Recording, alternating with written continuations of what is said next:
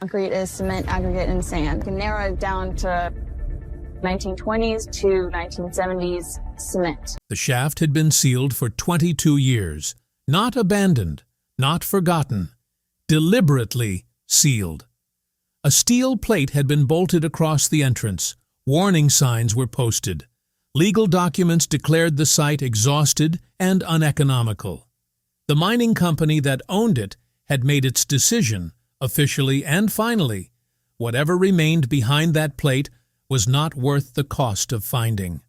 For more than 2 decades, nobody questioned that conclusion.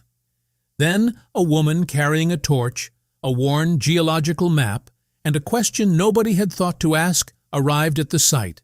She wasn't supposed to be there. The mine was inactive. The claim had changed hands multiple times. The paperwork was a maze of expired licenses, abandoned reports, and forgotten corporate names. For most people, that would have been the end of the story. Emma Culligan is not most people. For 4 months, she studied data that others had already reviewed and dismissed. She read reports that 5 separate teams had filed away and forgotten. And buried inside those documents, she found something extraordinary. Not a signal, not a discovery, a gap. A silence in the data so precise, so geometric, and so impossible to explain as chance that it kept her awake at night. Because that silence was hiding something. Something that would eventually be valued at more than $120 million in gold. Standing in front of the sealed shaft, Emma didn't know any of that yet. She only knew one thing. For 22 years, everyone had been asking the ground the wrong question. She was about to ask the right one. And what happened next didn't just transform one geologist's career. It forced an entire industry to rethink what it means when a mine is declared exhausted. Before we uncover how a forgotten shaft led to one of the most astonishing discoveries in modern mining, make sure to subscribe and turn on notifications. Because here, we don't just tell the story everyone knows, we uncover the story hidden underneath it. Now let's begin. The shaft. The mine sat along the edge of a geological belt that had been producing valuable minerals for more than a century. During its most productive years, the area supplied a steady flow of gold and copper from a network of relatively small operations. These weren't giant industrial projects. They were practical working mines that relied on local crews, diesel-powered equipment, and controlled blasting to generate reliable profits year after year.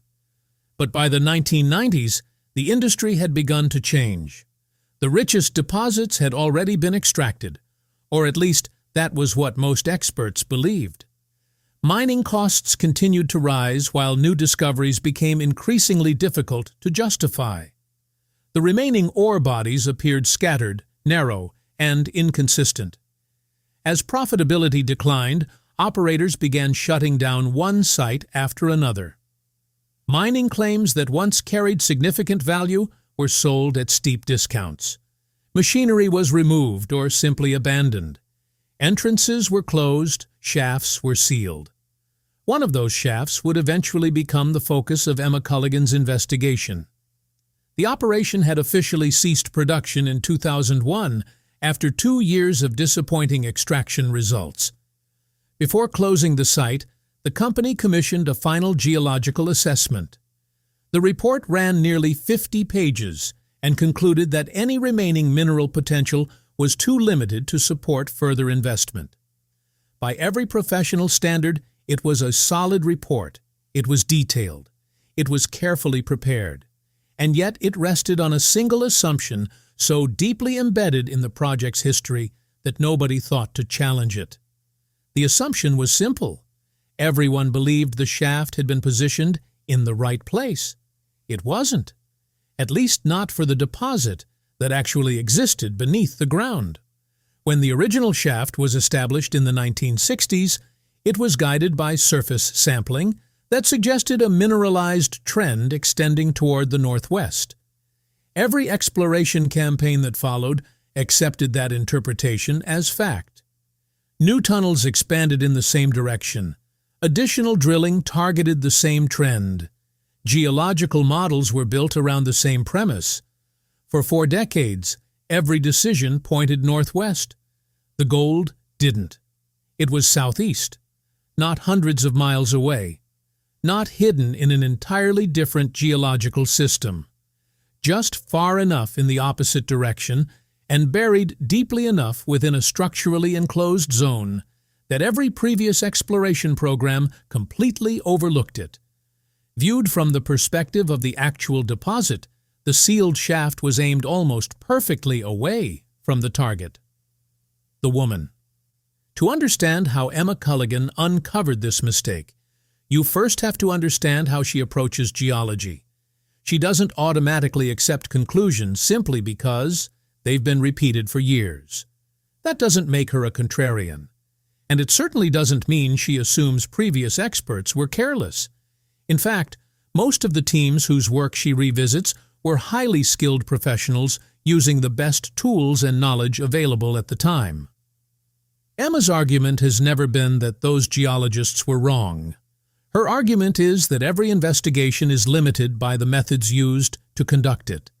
And sometimes the Earth is answering a much bigger question than the one researchers think they're asking. She grew up around that philosophy. Her father spent more than 30 years working as a field geologist, often in remote locations far from cities, roads, or even reliable communication.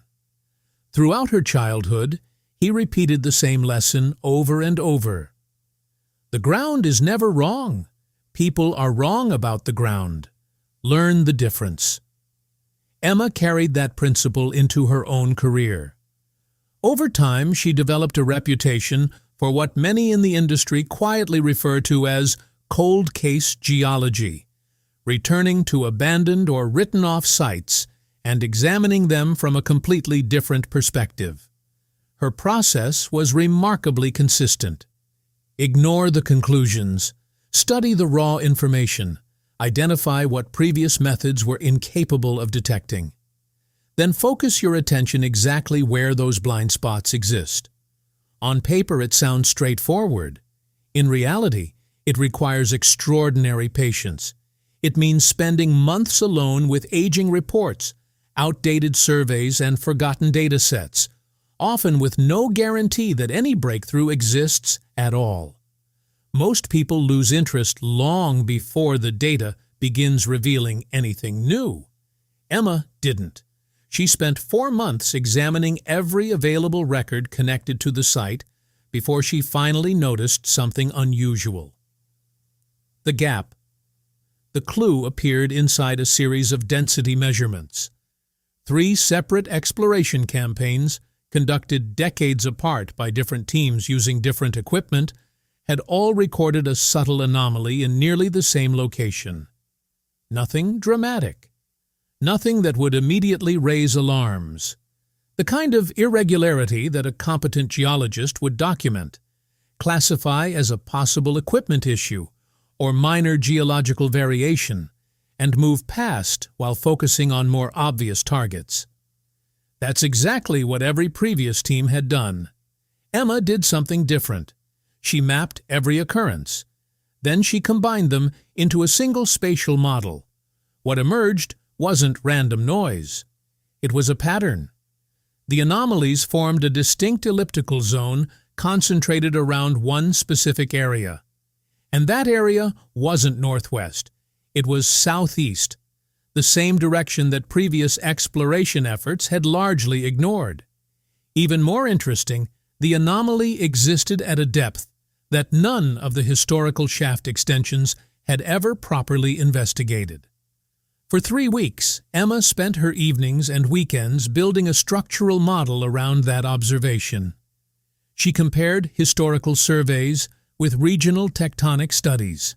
She reviewed geological literature that most site reports barely referenced. Eventually, she identified evidence of a major compression event in the region's distant past. That event had never been fully incorporated into the mine's geological interpretation.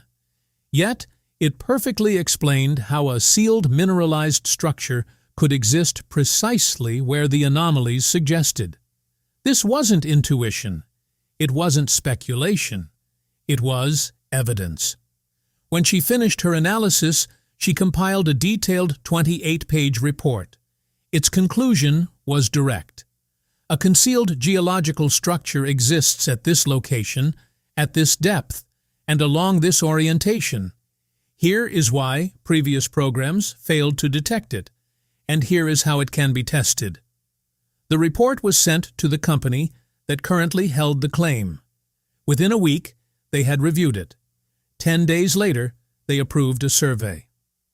The confirmation. The next step was a targeted electromagnetic survey. It wasn't a massive operation. It wasn't particularly expensive. Compared to a full drilling program, the cost was relatively modest. But it was designed with one specific purpose: to examine the exact zone Emma's model had identified. But this survey was different. For the first time in the site's history, the investigation was focused on a target chosen with extraordinary precision.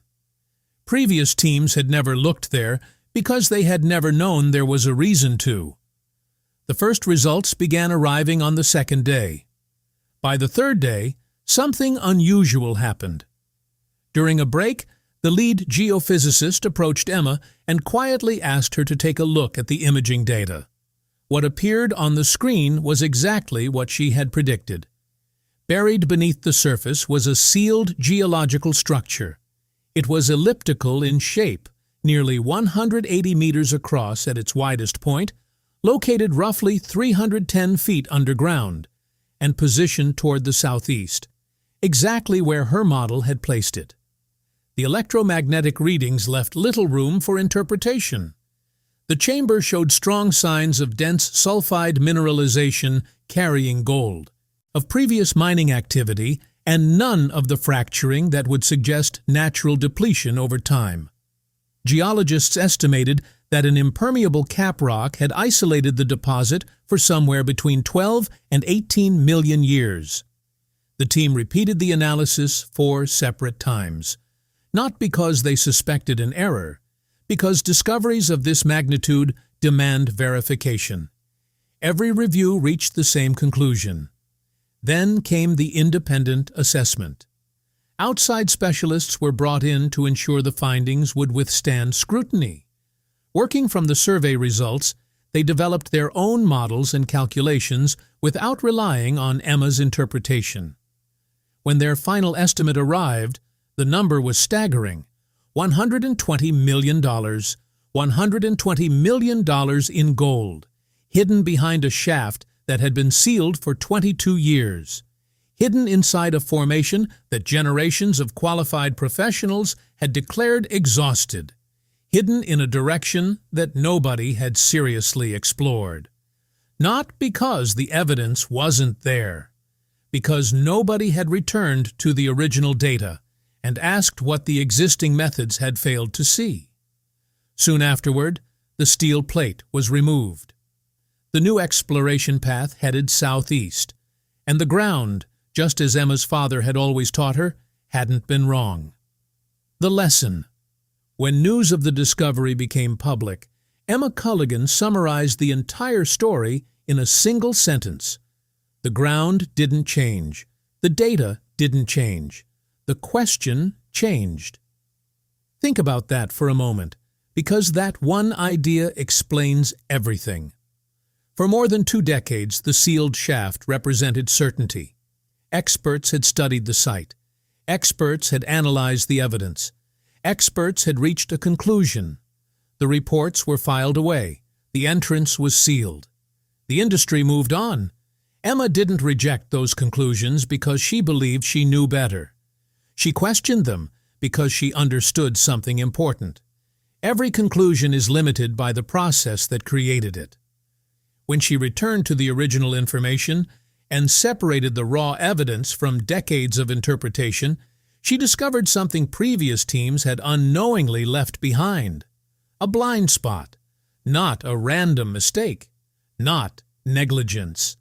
a predictable limitation built directly into the methodology itself, a geometric blind spot.